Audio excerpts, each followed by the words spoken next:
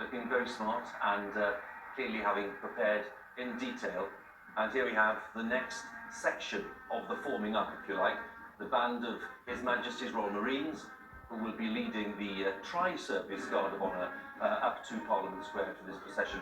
There we have Nijmegen Company Grenadier Guards with their King's Colour. They, of course, are familiar features on the day of the birthday parade, the other big events, but Grenadier Guards, of course, the Queen was the Colonel of the Grenadier Guards for quite a few decades. She was made Colonel at the age of 16 by her father. It was her first big military appointment.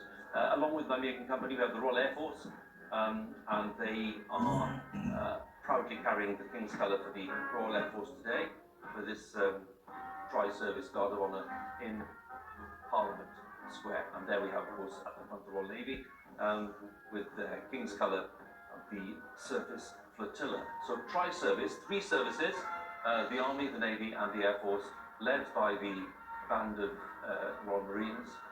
All of the colours draped, as you can see, because it's been 10 days of national mourning. You'll see lots of the colours and standards and other insignia draped in black for the formal period of national mourning, which clearly will include today as the day of the state funeral.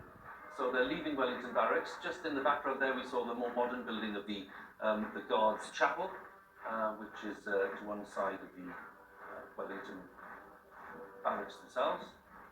And now we have the Royal Marines leading the way along Birdcage Walk. That is St James's Park that we can see just in the background. And then the Royal Air Force with the King's Colour for the Royal Air Force.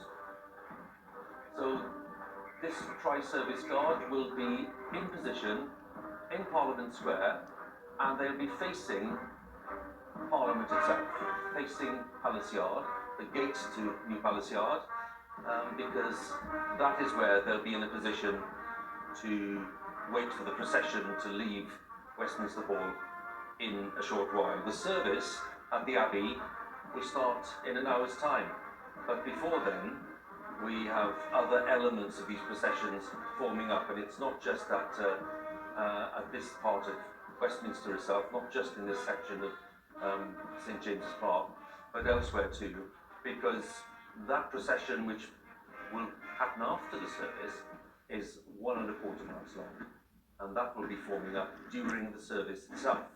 That's the biggest military procession that we've seen in London for decades and decades, probably since the funeral of George VI back in 1952. And that will be formed up on the Mall and coming all the way back to Parliament Square. So you can imagine the extent of that. So as we see the heart of Parliament Square there, as the pipers and the drummers make their way, let's join Sophie once again.